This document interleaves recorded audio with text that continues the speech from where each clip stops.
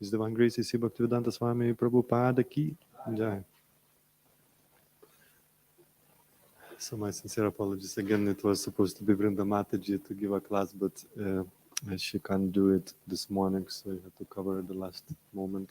I don't want to throw anybody else in the deep end. So actually, this was the verse that Maharaj was supposed to do yesterday, but he chosen to do Damodar Lila because the second program was cancelled. But it's a very, very beautiful verse. Very, very beautiful.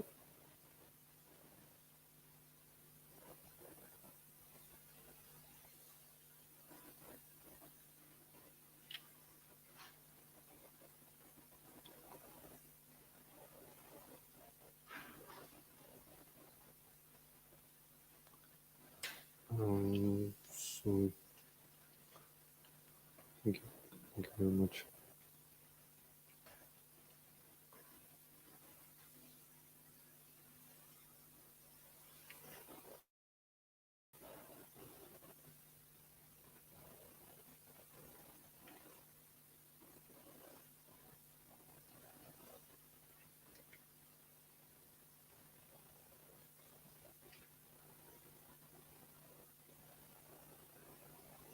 Actually,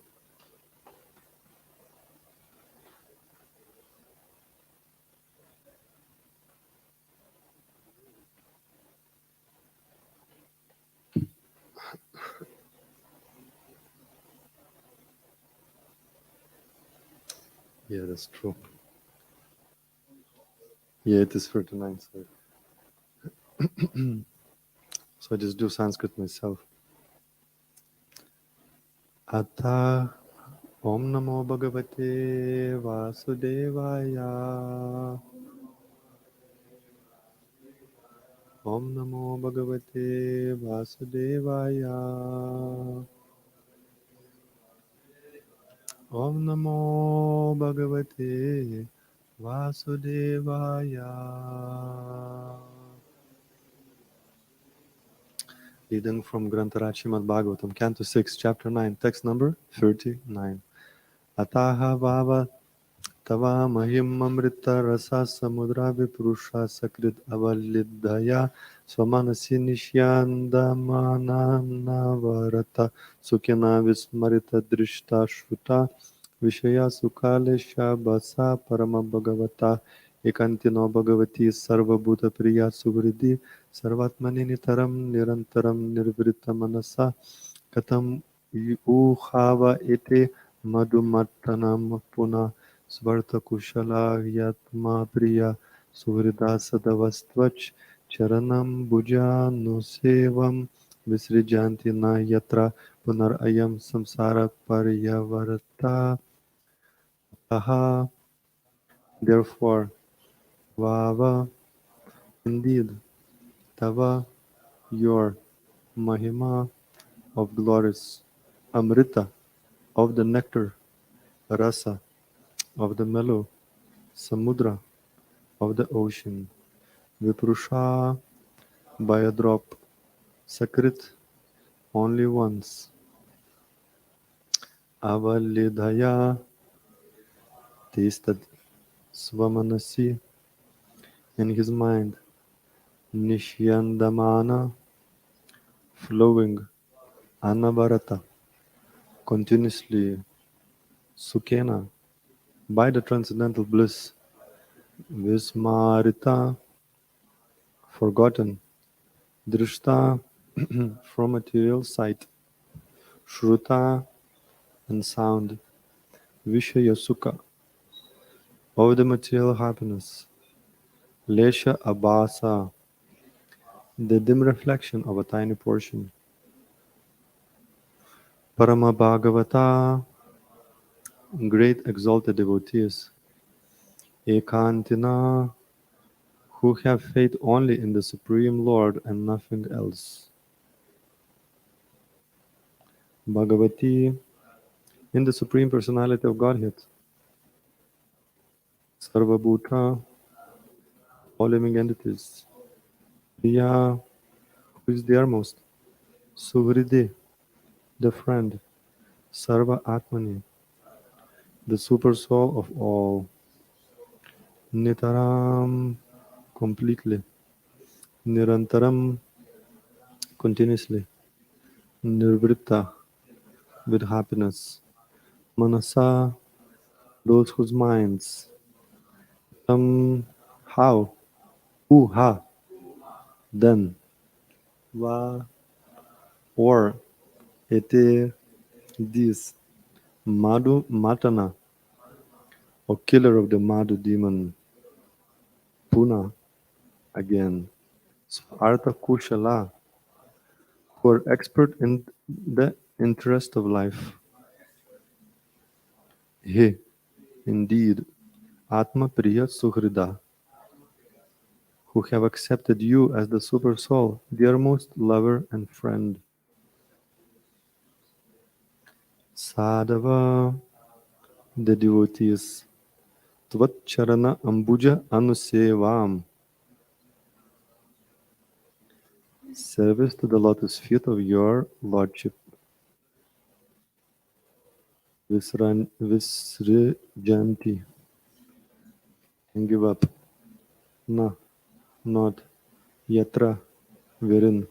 Puna, again. Ayam, this.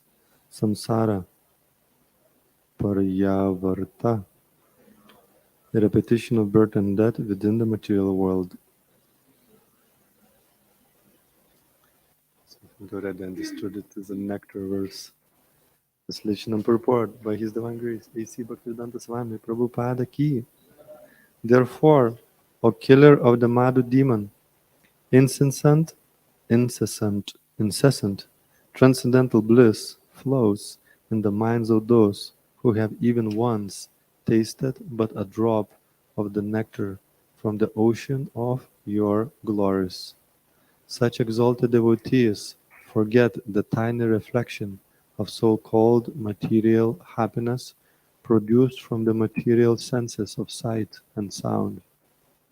Free from all desires, such devotees are the real friends of all living entities, offering their minds unto you and enjoying transcendental bliss. They are expert in achieving the real goal of life. O Lord, you are the soul and dear friend of such devotees who never need return to this material world. How could they give up engagement in your devotional service? Report. Although non-devotees, because of their meager knowledge and speculative habits, cannot understand the real nature of the Lord, a devotee who has once tasted the nectar from the Lord's lotus feet can realize what transcendental pleasure there is in the Lord's devotional service. A devotee knows that simply by rendering service to the Lord, he serves every one. Therefore, devotees are real friends to all living entities. Only a pure devotee can preach the glories of the Lord for the benefit of all conditioned souls. Om Jnanatimirandasya Gyananjana Shalakaya Chakshurunmilitam Yena Tasmai Shri Gurave Namaha Shri Chaitanya Manobishtam Stapitam Yena Bhutale Swayam Rupa Kadamayam Dadati Swapadantikam Vandeham Shri Guru Shri Yutapada Kamalam Shri Guru Vaishnavamscha Shri Rupam Sagrajatam Sahagana Raghunatham Vitam Tam Sajivam Sadvaitam Savadutam Parijana Sahitam Krishna Chaitanya Devam Shri Radha Krishna Padam Sahagana Lalita Shri Vishakam Vitamscha He Krishna Karuna Sindhu Dinabandho Jagatpate Gopesha Gopika Kanta Radha Kanta Namostute Tapta Kanchana Gaurangi Radhe Vrindavaneshwari Vrishabhanu Sute Devi Pranamimi Hari Priya Vanchakalpatarubhyascha Kripa sindhubhya eva cha patitanam pavanebhyo Vaishnavebhyo namo namaha. Jai Shri Krishna Chaitanya Prabhu Nityananda Shri Advaita Gadadhar Shri Vasadi Gaura Bhakta Vrinda Hare Krishna Krishna Krishna Hare Hare Hare Rama Rama Rama Hare Hare Mukam karoti vachalam pangum langayate girim Yat kripatamaham vande Shri Gurum Dinataranam. With the mercy of spiritual master, blind man can see the stars, lame man can cross the mountains, and dumb man can speak eloquently. I therefore offer my respectful obeisances to the lotus feet of my spiritual master.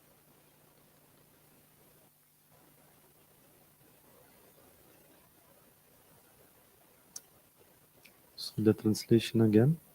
Therefore, O killer of the Madhu demon, incessant transcendental bliss flows in the minds of those who have even once tasted but a drop of the nectar from the ocean of your glories. Such exalted devotees forget the tiny reflection of so-called material happiness produced from the material senses of sight and sound. Free from all desires, such devotees are the real friends of all living entities, offering their minds unto you and enjoying transcendental bliss. They are expert in achieving the real goal of life. O Lord, you are the sole and dear friend of such devotees who never need return to this material world. How could they give up engagement in your devotional service?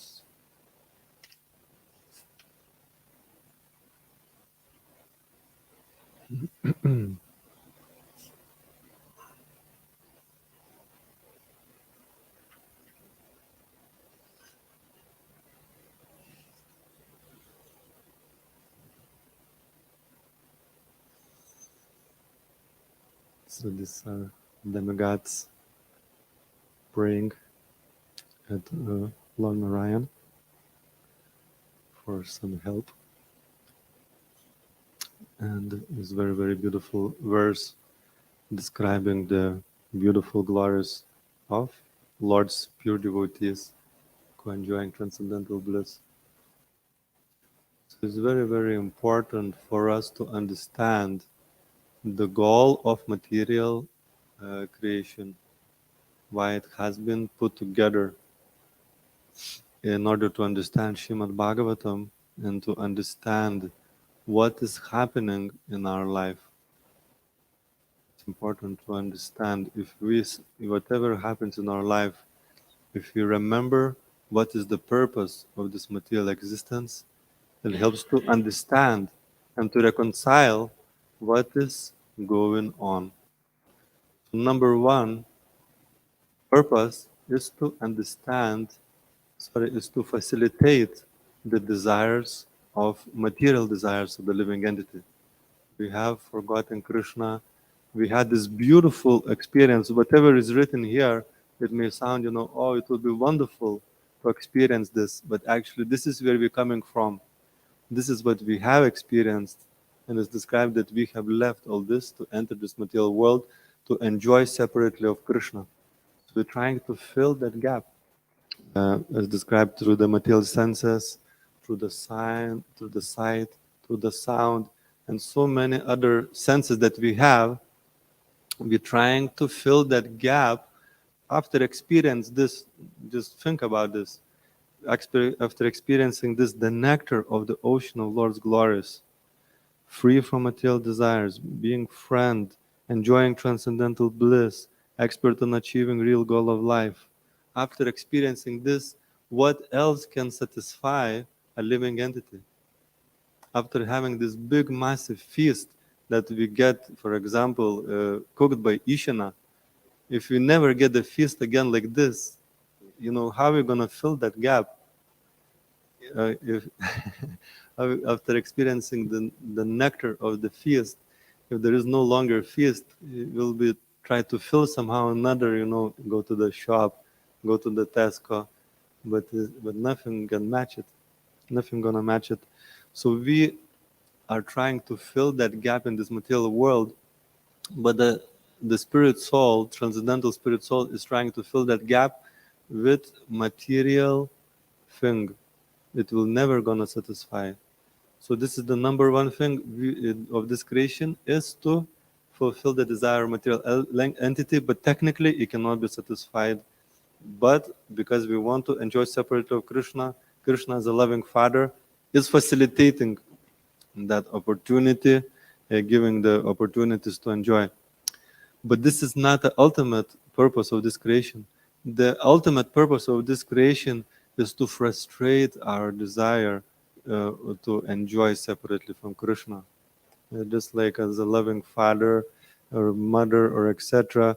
may allow a child to do something, and we know this story in the Bible when the son went away and he comes back and is treated so nicely. So technically we cannot experience these things that has been mentioned in this verse without relationship with Krishna. It's just not possible in this material world to enjoy. So actually sometimes we feel, why bad things happen to good people. I'm trying to be a devotee, I'm chanting Hare Krishna Mahamantra. Why there is a war? Why there is so many problems? Why there is global problems? Why there is a political problems? I'm chanting Hare Krishna. Why those problems are not getting resolved? Why there is in my personal, so many personal and individual problems? Why there is, like national problems? Why there is a problems in Glasgow? Why there's a problems in Edinburgh? Why there are problems in a community? Why there is a problems in relationships? It seems to be like almost what we get experience is never ending problems in this material existence, and sometimes it get escalated. Why? Because we don't belong here. We're not meant to be here. This is a temporal existence where we are, and the Kali Yuga is the place where there was 3 yugas. There was a Satya Yuga. There is a given chance to go back, and we didn't took advantage of it. There is another age. We may not even been here because we had some other desires. We may not even been in Satya Yuga. We may have been on other planet trying to satisfy our material desires. Then we have a Treta Yuga. Then is another opportunity to get out, and we failed again that one. Then there is another Dwapara Yuga, another opportunity, and we missed that opportunity again. So at each age, the severity of the material existence is growing. Satya Yuga, everything is fantastic, beautiful forest, meditation, there's sunshine. People don't even live in this part of the world like England because it's freezing, miserable, rainy. People don't even go to that direction. Then don't even kind of, this idea doesn't come to their mind. They live in some nice warm situation and meditate, and they go back to Godhead. Then the next, then some people don't take this advantage. And then the next age comes in, and the next age comes in. Shishiko Danitai Maya Purushashiki Jai. So this is how to engage our sight and sound, isn't it? Seeing the Lord and hearing His glories. It's a proper engagement. So then severity grows because, we are not getting the point. We are not getting the point of this material existence. The desire is growing more and more and more. We are not learning the lesson. We are not turning to God. We are not turning to Krishna. We are not turning to spiritual life. So the intensity is growing, and it reaches its pinnacle in Kali Yuga. The intensity of material suffering is reaches its pinnacle, but not above a certain point that it becomes like far too much even to take to spiritual life. That's where the hellish condition starts. The hellish planets or the lower planets is the situation where the suffering goes beyond that point, that is such a struggle, it's so hard, It's so miserable that you don't even think about spiritual life. You have no time to think about spiritual life. But in the Kali Yuga, and especially this now we have opportunity for next 10,000 years for escape this material existence. The intensity of material existence is high. However, the gift that has been given by Krishna and by the saintly people who represent Krishna, the disciplic succession, uh, the gift is the highest and the greatest as well. So it is almost like paradoxical that people who are got so many material desires, and there's such a bad karma as well, and there's so many problems internal externally, but the gift that has been given in that situation is the greatest, is to enter Vrajdam, Goloka, Vrindavan. So therefore, when this intensity is increasing, we should not forget the purpose of it, and we should learn from the Shastras what to do when that intensity of material existence is growing, when the intensity and the struggles and troubles, and it is also age of quarrel and age of hypocrisy. There is like on every corner. There is on every corner there is some quarrel that doesn't require much to provoke it, and there is hypocrisy from all different directions. So it seems like almost impossible situation, but we have to now remember that all this intensity, the purpose of it is that we turn to Krishna. That's the only solution, and that's we can see demigods.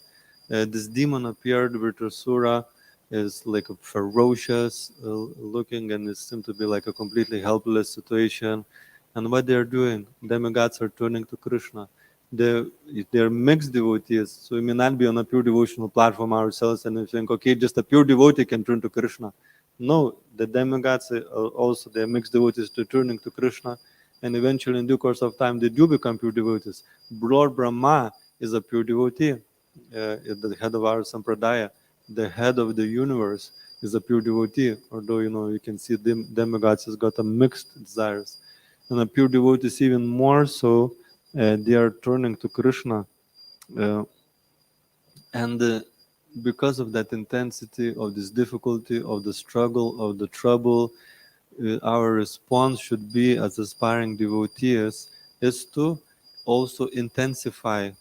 So to the degree the intensity grows of material existence, to the same degree we have to intensify our spiritual practices. It's called Tivrena Bhakti Yogena. If you have so many desires, if you have no desires, if you have desire for material liberation, or if you want Krishna, in every case the solution is Tivrena Bhakti Yogena, intense,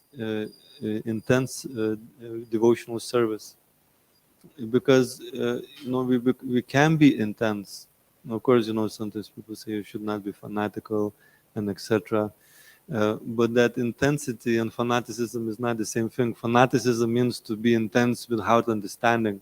So as you're being intense, climbing over others, you're kicking, making the mess, and just doing all sorts of offenses and etc. So that's not proper intensity.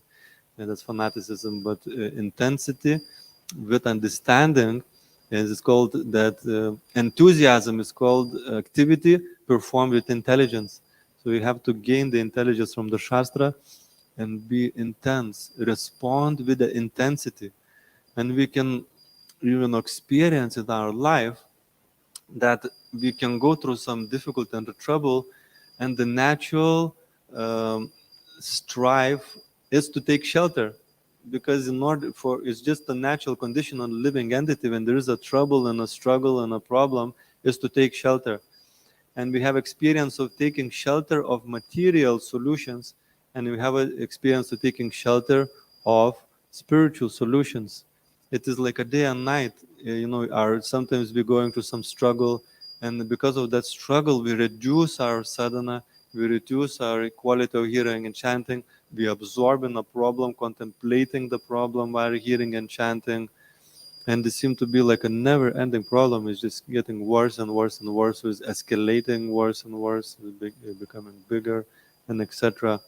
And also, however, if we take shelter of Krishna, we improve our sadhana, we deepen our hearing and chanting, we start feeling shelter. We're starting to feel real shelter, and the problem is not gone yet. The problem may be still be there, and we can see that the pure devotees, they always live with some material problem in the background. When Prabhupada was preaching, there was unbelievable problems in the movement and internationally spreading, and so much challenges and difficulties. The problems is always there. We have to come to that acceptance, and the material living entity is struggling against the problems. It wants to finish them off, and actually it has some desire for liberation from this material existence, hoping and thinking that the problem is going to end. But the problems, I'm so sorry to say, the problems will never end. You have to accept that realistically. The problems will never end in this material existence. I'm so sorry to say this. There is no problem only in the spiritual world. If you want to the problems to finish, you have to transfer first your consciousness to the spiritual world, and then eventually your whole existence go back to Godhead. There's only one solution to this material problems. And in the meantime, of course, we're creating a society, we're creating even Varnashram Dharma, but the whole purpose of it is to facilitate that we can somehow or another provide for us some food and a roof over the head, and or whatever situation, so we can continually hear and chant and develop, get the drop of the nectar from the ocean of Lord's glories. And it's described, the one who got the drop of the ocean is the exalted devotee. So which means that I haven't got that drop of the ocean yet. We need somehow another, because it's described that this one drop is so powerful, it can just completely purify completely. So we are not looking even for the ocean of bliss. We are looking for the drop of the nectar from the Lord's glories, and that can completely transform our lives. So in all circumstances, no matter what happens in our life, that has to be our foundation of our existence, is this hearing and chanting, and the quality of hearing and chanting. And I would like to congratulate you for being here today and coming to the morning program. Bravo, bravo that you're here. It's wonderful, because you're becoming a proper soldier to fight and go through this material existence. You're becoming empowered, spiritually empowered to tolerate. And then this another thing, how to know, do we supposed to tolerate or do we supposed to fight when there is a problems? How to know? There seem to be sometimes a pure devotee is tolerating, and sometimes a pure devotee is fighting. How to know what to do? I don't know. No, we have to take guidance from advanced devotees. We shouldn't do anything that is random. We shouldn't do anything out of false ego. We shouldn't do out of vengeance. And there's so many words in English language: revenge, vengeance, and what's the other word? Anyway, I can't even remember. Like when you kind of react, your false ego is hurted and you want to react back. But we sometimes, if we do get some guidance and indication from a pure devotees that you should fight, then we should fight from the right place.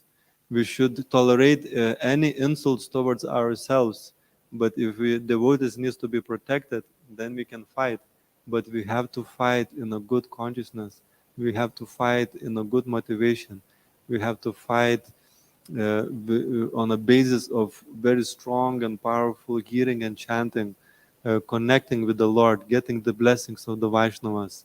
We should not create a bigger problem, but we should do in such a way that it reduces the problem. We should reduces the fire of material existence. And everything what we do, we should not offend the devotees, as we are navigated navigating through the problems and difficulties and challenges. We should not do name calling, but we should not follow Vaishnava etiquette amongst those problems and make sure that we're not losing our Krishna consciousness, but increasing our Krishna consciousness whenever the challenges and difficulties are happening, and they will happen. And there may be even some controversies, but and they may be helpful to increase, to what is his name? Krishna Das Kaviraj Goswami is saying that actually some challenges and controversies can be good for our Krishna consciousness as long as we are acting as a devotee. We should not lose our Krishna consciousness when there is difficulties and challenges, but we should increase our Krishna consciousness to deal with the problem. If the problem is like this and we are here, we should try to increase our Krishna consciousness so we can deal with it and get them. And if we cannot, we get necessarily help. We get the help from senior Vaishnavas, we get the help from senior devotees, we get the guidance from senior devotees, and at the same time, whatever the guidance we receive, we take it to the practice, we increase our potency of hearing and chanting, we maybe increase our rounds, maybe in somehow another. It has to be a Krishna conscious solution. If we try to solve the problems without that foundation, is gonna make it just worse, and we'll be frustrated, we'll be unhappy, and the solution will be just a temporary fix. So the only solution is, so of course, sometimes we have to tolerate, and sometimes we need to fight, Prabhupada fight it, but from this stage of Krishna consciousness. And when we get this nectar in this whole fight, for material existence and for going back to Godhead, ultimately for the ultimate solution, somewhere along the line, we're gonna get this drop of nectar. We are actually trying to qualify ourselves for this nectar, for the drop, and we're waiting, we're calling for the drop to come and drop on our tongues and minds, and become then completely transformed and inundated and intoxicated with this Krishna consciousness. But this nectar, this drop, we have to make sure we're drinking from the right place. We have to be very, very careful. Where are we drinking from? Where are we trying to get the nectar?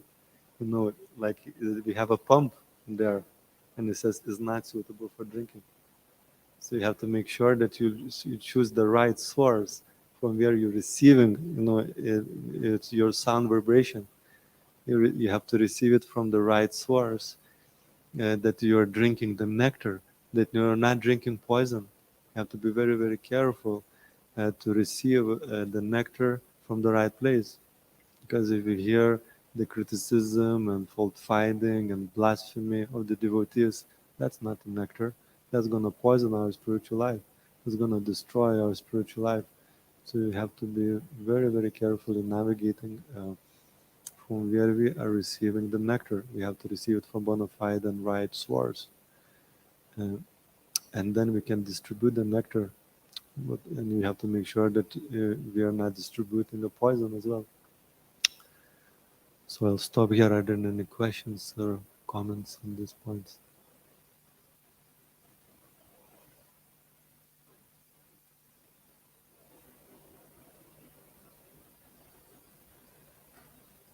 Thank you for a very nice class, Prabhu. At the beginning of the lecture, you were speaking about the reasons for the material creation. And I was reading the other night that one of the reasons for material creation is to give the conditioned souls facility to return back to the spiritual world. Yes. But because without the material creation, those who have left the spiritual world would just be lying dormant for eternity. So by having the material creation and entering into that, it gives us facility to render devotional service. And so that's Krishna's gift to us, actually. For the materialist, it's also the gift, because someone who doesn't want to return to the material world or to the spiritual world, they have facility for trying to enjoy. So that's Krishna's gift to them. But for those that do want to return, also the material creation is Krishna's gift to those also. Yes. Thank you. Thank you. Yeah, that's a dual purpose. So therefore, we may be even coming to Krishna consciousness to begin with, because we wanted to materially enjoy, and we got frustrated in the material world. So we're coming to Krishna consciousness and hoping that we're gonna enjoy more. And it is true, but we have to change the spirit of being a master and the supreme enjoyer and controller and being in the center. We have to change the spirit to being a servant, and that is the greatest enjoyment. So it is the greatest gift. And then, slowly but surely, we have to come to this conclusion that I have to become a servant of the servant of the servant of the servant of the Lord of the Gopis. That will be the greatest happiness, is by seeing Krishna happy, by serving those who knows what is pleasing Krishna. That will ultimately give us that nectar that we are anxious for, that we lost, that nectar that we deserve. That it's our birthright as a eternal spirit soul that belongs to the spiritual world, but we've become completely lost from it and disconnected from it. Think, are there any other comments, questions? Yes. Hare Krishna. Thank you, Guru. Question: how can we better hold ourselves accountable and also facilitate our intensifying the spiritual practice? One of the most powerful things to intensify is to be around people who are intense. When you speak about intensity, we are not speaking, about killing yourself, like a physically, like a, well, of course, we should work hard in Krishna consciousness, but not at the expense of our hearing and chanting. Is the two, extremes. One is being materially very hardworking but spiritually lazy. Is the one extreme. Another extreme is that we are spiritually very hardworking, but we are very materially lazy. So the truth is actually in the middle. We should be hardworking, but we should be also hardworking, like sweating. We should be sweating in the morning program. Just like this story I read, of course, is a Damodar Lila, and we're gonna hear again and again, this point that only Krishna allowed to bind himself only when Mother Yashoda was sweating. She really becomes sweaty, in her endeavor to bind Krishna. And also, there's another story that I mentioned to the devotees recently, that after Holi, Krishna had a lots of red spots on his body, because it's actually in the original Holi festival in the spiritual world, red color is very prominent. They use like a natural colors. So Krishna had lots of red spots, still a baby Krishna, from Holi. Like those who took part in the Holi, they also know that sometimes it takes a few days. Or if you have, like, I know one person who is aspiring devotee got dreadlocks, it took for him a good few months until he got the colors out. And sometimes the colors are still coming out of your ears because they reached, like a deep course of your ear, and they keep coming out. So anyway, Krishna had those still many colors on his body. Her mother Yashoda was trying to clean with like a wet cloth or something. Or sometimes you see, the mother, when the baby becomes messy, the mother is spitting on the on the handkerchief and just like rubbing the face to get all the dirt out, from the baby. So Mother Yashoda was something like that, just trying to clean, and she was not getting anywhere. All those red spots were staying there, and there's like lots of gopis gathered around and started watching the fun, what is going on. She's trying to clean the body of Krishna, and he's got his red spots, it's just not clearing. And Krishna was kind of just smiling at all this and kind of laughing. And he says, only love will remove those spots. And this kind of Mother Yashoda couldn't understand, and the gopis were saying, he's got a point, he's speaking a deep philosophy. And Mother Yashoda is just like, no, what it has to do with love to clean the spots, And she was like, keep working very hard. And then, she started perspiring. And then, the drop of this perspiration dropped on Krishna's body. And then all those red colors start to fade away. So this is what you need to do. It has to be no pain, no gain. The first word in the material existence was tapa. It was sacrifice. Lord Brahma started from it. Anything materially you want to gain, you have to work hard. Anything spiritually you want to gain, you have to work hard. But often, because we are materially conditioned, when you hear this word work hard, we think, I have to, physically work very hard. But, we have a physical capacity, we have intellectual capacity, and the spiritual capacity, we have to work hard. Spiritually, we have to work hard to control our senses. We have to work hard to bring our mind on the transcendental sound vibration of Krishna consciousness, and not just as the mechanical process, but actually call for Krishna's help. We have to work hard for calling for Krishna's help and associate with the people who are working hard, and physically and spiritually. And then when the perspiration gonna drop, then we will become qualified for receiving this nectar. And we get the strength from it as well. Sometimes you think, where are you going to get strength? You're going to get strength by associating with the people who are strong, and also by struggling, you're going to gain strength. So I hope that answers your question. This next one. Stop here. Srila Prabhupada ki jai.